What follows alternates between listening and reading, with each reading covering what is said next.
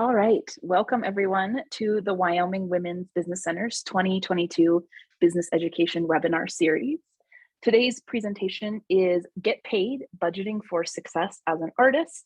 And this is part 2 of this Get Paid series with Laura McDermit from Laramie Public Art Coalition. If you missed part 1, no worries. You can catch the replay of that. I'm going to go ahead and put a link to that in the chat right now, so you can just copy that and save it for your notes. But before we get started on today's presentation, I'm going to cover just a bit of information about the Wyoming Women's Business Center, and then we're going to turn it over to Laura. So in case we haven't met, my name is Jessica Brower. I'm the marketing director at the Wyoming Women's Business Center, and I am simply here to facilitate. So you'll see on the screen today's agenda. We'll go over some information about the WWBC, then we'll pop into today's content from Laura, and then we'll open it up for questions. I do want to go ahead and point out the Zoom control panel, likely on the top or the bottom of your screen. I'd like to call attention to both the Q&A and the chat function. If at any point you have any comments or questions during the webinar today, I'd like you to use those to communicate with us. And if you haven't yet, go ahead and pop into the chat and introduce yourself. We'd love to know where you're joining us from. As you may have heard, this webinar is being recorded, and a link to access the recording via Zoom will be sent out to all registrants shortly after the live event this afternoon. So feel free to share that link with your peers, your team, your friends, anybody who you think would enjoy today's content. If you are joining us live, a survey will launch shortly after we close the presentation. If you could, please complete this. It provides us and our funding partners with really valuable information.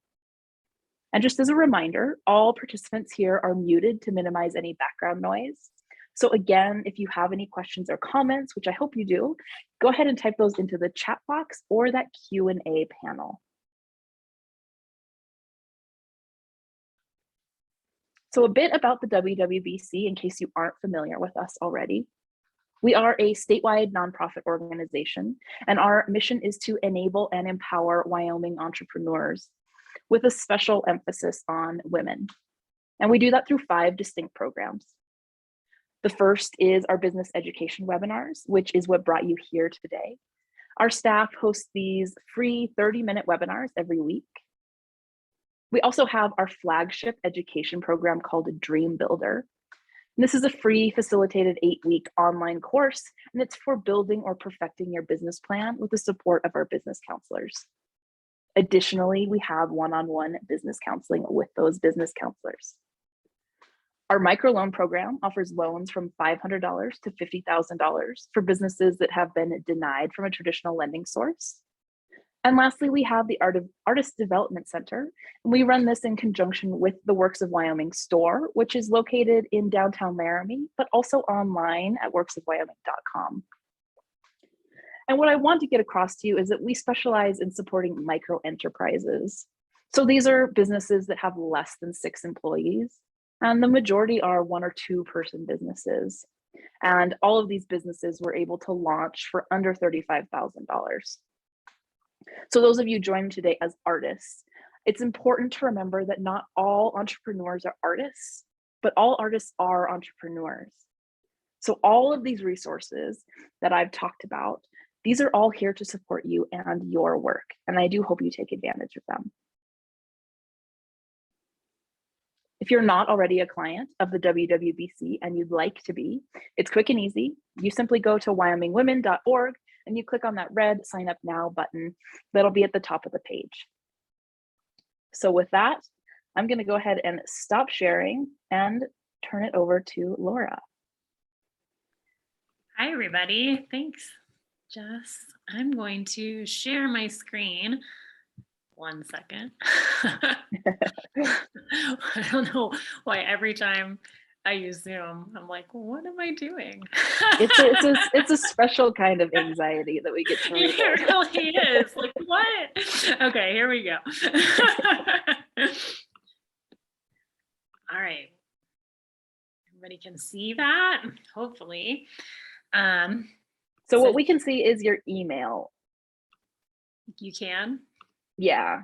That's not correct.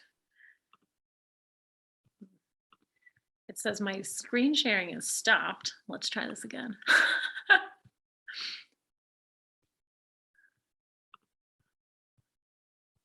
Okay, here we go.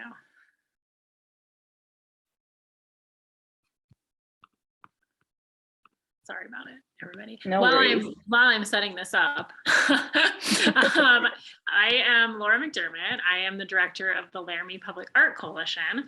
And we specialize, the Laramie Public Art Coalition, if you're not familiar, we work to bring vibrancy to the Laramie community and Albany County through art in public places. And that can take a variety of different forms, whether that's visual art or performing art. We are working in that arena. So let me just try this one more time to get this going. And today we're going to talk about budgeting for success. So when you mostly related to when you get a project or when you get a commission for a work of art, maybe in public space or maybe, somewhere else. So that is what we're really going to focus on today. And budgeting can be really, I hope you can all see this now, right? Yes, we got it. Okay, perfect. Yay, we're doing it. Budgeting can be, I think, a really, really tricky topic and subject. And so, we don't have a ton of time today. So we're going to really just be doing some surface level.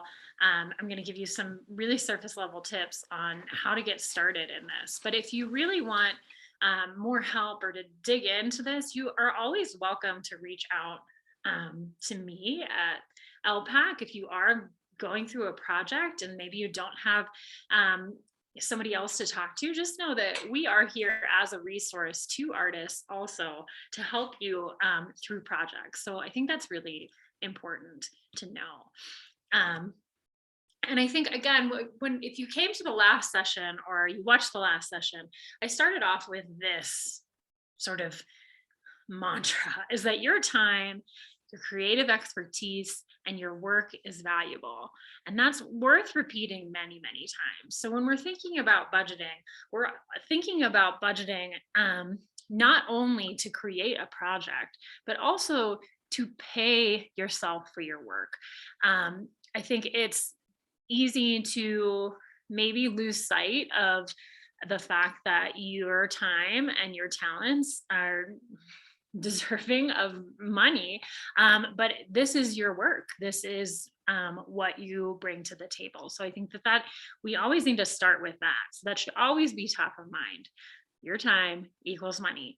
So what I want to spend just like 2 minutes, I want everybody, if you have a pen or a piece of paper, or maybe just on your computer, I want you to think, we're going to go through this little exercise. I want you to think, if you were a full-time working artist, how much money would you need for you to feel comfortable in your life? So this is an exercise from Making Your Life as an Artist by this author, Andrew Simonet. And so just take like 30 seconds and think of that number, okay? And I say, be generous. Like, what does that look like? What does it look like to pay all your expenses? What does it look like to have the money and resources to get the things that you need? So take, I'm going to give you, like I said, 30 seconds. I'm going to be quiet for 30 seconds. So think about that.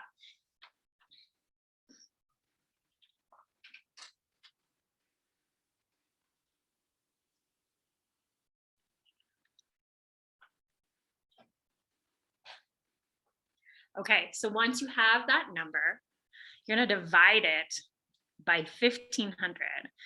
So this author, I like this number because if you're working a normal job, normal in quotes, you'll work about 2,000 hours, so 40 hours a week for 50 weeks. But let's divide by 1,500. because you don't have all of that time as artists to, do the work. And so then once you have that, you have your hourly rate, right, as an artist, which might be a really good jumping off point for you to start to think about how much your time is worth as an artist. I think this is just a really interesting exercise. And you may get this number and be like, actually, no, that's not what my time is worth. My time is worth more than that. Or it may be a surprise of what that number is. But it's just something to start thinking about, and start thinking about placing value on your time for your work. So what does that mean when you're looking at projects or commissions or work in public spaces? So different projects will be different budgets. So I've just put 3 things up here. One is you might see a project that just has a flat design fee. So you will be paid one fee, and that is just for your creative work. So you're creating the design, you're creating, the actual work of art, and you're getting paid a flat fee for that. And that is it. So that's specifically for the design. So when you're going back to this exercise that we just did of thinking about how much your time is worth, when you're looking at projects and applying for projects, you can kind of apply that knowledge of how much your time is worth and how much time it's going to take to complete a project to see if a project is worth your time, right? So it's a really good thing to just have in the back of your mind to start thinking about when you see projects. So you might see a project, $1,000. Okay, well, what does that actually equal in terms of how much time you're going to be spending with it?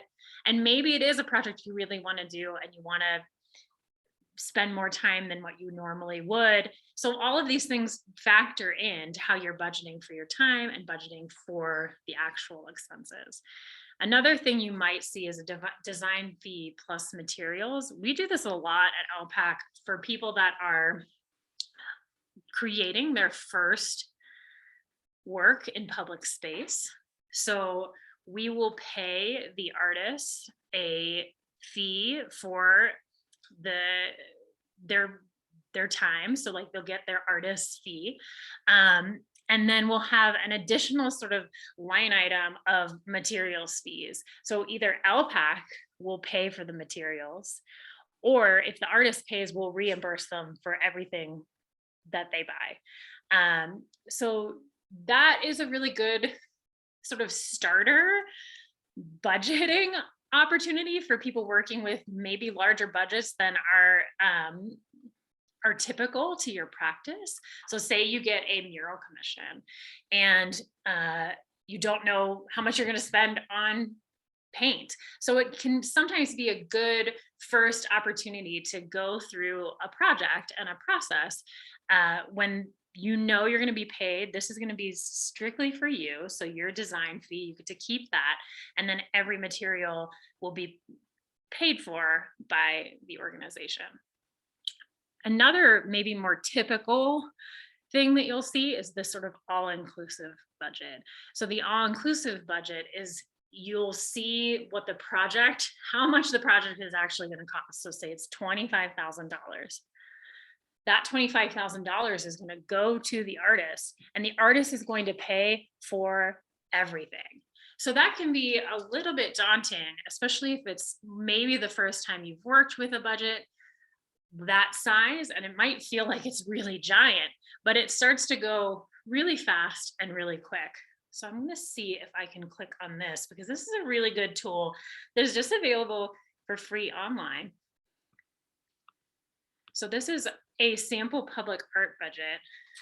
So when you're working with an all-inclusive budget like this, you can see where the money starts to go. So they use $100,000 as a good example, just so it's nice and even numbers. So I like this, the artist design and project management fee, 20%. So that is what the artist is being paid. So if it's a $100,000 project, the artist should be pocketing $20,000. Maybe you're using some of that to hire an assistant to help you with the work, but that's really for your time and for the energy that goes into this project. 30% for fabrication, 20% for installation, Insurance should always be on the list. Travel, if you have to travel to the site, maybe you have to hire professional consultation. When we are working with large projects, we often have to have engineers, so structural engineers are part of the process. Those expenses can really add up. So when you're managing a budget on your own, all of these things come into play. And then of course you should always be building in a contingency, which should be about 10% of your budget, because quite frankly, no projects ever really go like they're supposed to go. And so if you have that extra funding built in from the start, then you have something to turn to when maybe something goes awry. Maybe materials are all of a sudden way more expensive than you thought they would be. And so that's a really, really important part of the process, is having that included. Whoops. All right, back to this. So just some really quick tips, because again, we don't have a ton of time, but when you're starting to craft a budget and start thinking about what your budget might be for a project, is number one is to be realistic about your expenses. So I would recommend just making a list of every possible thing that you could need for the project. And once you have that list of everything you need, you can start to group those needs and those resources into categories. So then you can start thinking about, where does that fall? So if it's like, okay, I know that I'm going to need 5 tons of steel, that would be crazy, but maybe you do. And so that's would go into your fabrication line, or, you know, I know I'm going to need a lift to install this work. So that's going to go into your installation line item. So start to categorize and figure out where all of your expenses fall. And often this can happen at one of two stages. So either you have gotten the project already and you've been awarded the commission, and so then you have to build your budget, or it's before that even happens and you are building out a proposal. So that's really the time where you can start to think, okay, what am I going to need? Is this project realistic? Is it feasible? And it's, you know, really, really important that you're very honest and realistic about what the expenses are going to be, because if you're not, there's a chance that you might go over budget. You might not be able to get paid yourself, which again, going back to the start, we have to really value your time and what you're bringing to the table, and you should be paying yourself out of this budget. So not everything should be going towards the actual creation of the work. So do your research is number 2. So contacting your suppliers and fabricators. If you know you like this particular place for paint, really understanding how much of everything that you need, getting quotes from multiple sources, so you're getting the best deal also. So really doing your research is an important part of building out a successful budget. Communicate with the project manager. So for example, if you are doing a project with Laramie Public Art Coalition, I would be your project manager. And this person is there to help you. So don't be afraid to ask them questions, to ask for advice. They probably have a lot of contacts and connections that could potentially help you with the project, or maybe find you better deals or introduce you to the right people that you need to know, and really guide you through the process. So that's what we're there for. If you happen to be doing a project that does not have a project manager, then I would suggest finding the person in your community who does that work. So like if you're here in Laramie, it's us, right? So you can always reach out and ask, and don't be afraid to ask questions and try to find people that can help you with your work, because that's what we're here for. And it's really, really in everybody's best interest that the artists and the project managers, everybody is working together to do the best work. So if there, like I said, though, if there's not a project manager, then find the person in your community to talk to, and they will certainly help you. And if they don't, reach out to me. We already talked about building in a contingency, but it's worth repeating. You should build in a contingency for anything that might come up, any unknowns.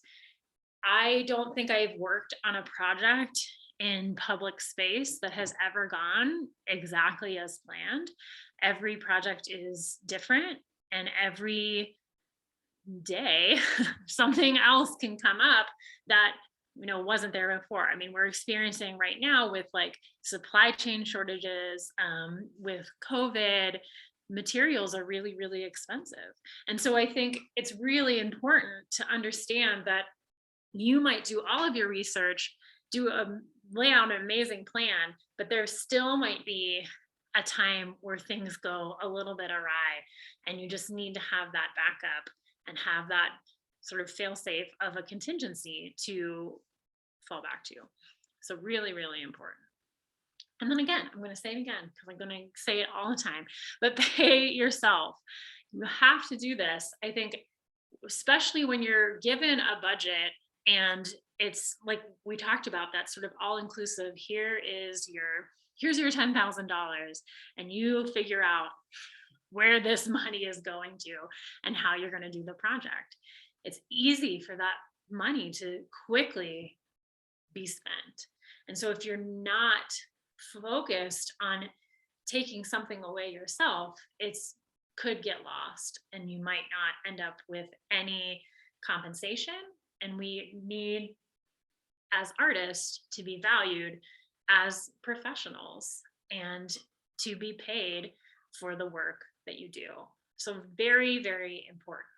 And that's really, again, going back to the number 3 of being in open communication with a project manager. The project managers on projects also want you to be paid, so they can really help you figure out a good path forward. If it's looking like, oh, this is going to be, this maybe I bit off more than I could chew, maybe this is too much. And so really working and being transparent through the whole process is going to be the best case scenario for everybody. Let's say it again. Your time, creative expertise, and work is valuable. So make sure that you value it when you're building out your budgets. All right, friends.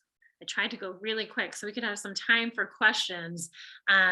Again, this was a very, very fast overview of starting to think about how you would budget for work. There's obviously a lot more particulars when you're doing a project, and also depending on what kind of work that you're doing. But it's a good place to start, to just start, those sort of basics of doing your research, being like very steadfast in making sure you're paying yourself for your time, knowing what you're worth, and being able to ask questions and be open through the process. All right, I'll take any questions. Awesome. Well, thank you, Laura. Anybody, you can pop those into that Q&A panel. While you do that, I'm going to go over some quick information about our funding partners, and I promise we'll get right back to them. The WWBC is made possible through several partnership agencies. You'll see their logos here at the top of the slide. Our primary funding comes from the U.S. Small Business Administration and the Wyoming Business Council. We are incredibly thankful for this support and look forward to continued work ahead. If you enjoyed today's training, you can find more of our upcoming and always free webinars for artists and entrepreneurs at wyomingwomen.org. You'll just click on the training tab to see what's ahead and to register. And remember, if you can't make a live event, no worries. All of our registrants do receive a link to the recording in their inbox to watch as your schedule allows. And as I mentioned at the top of this presentation, if you missed part 1 of this 2-part series with Laura, there is a link in the chat for you to catch that recording.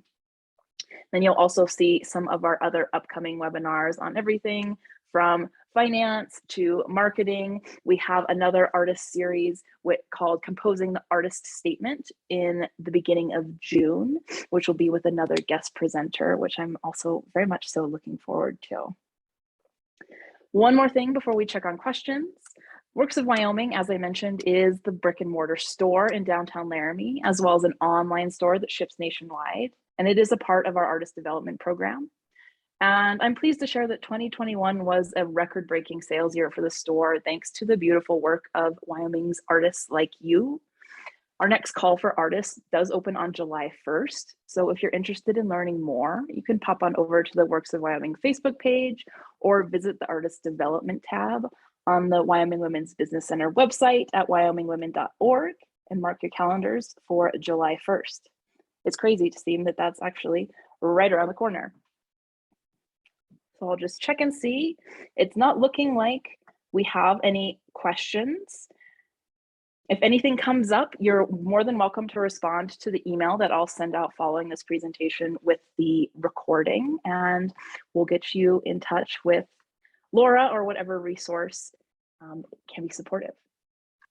As mentioned, when I close the webinar, a survey will pop up on your screen. It's just a quick survey, and I do ask that you stay online and complete it for us.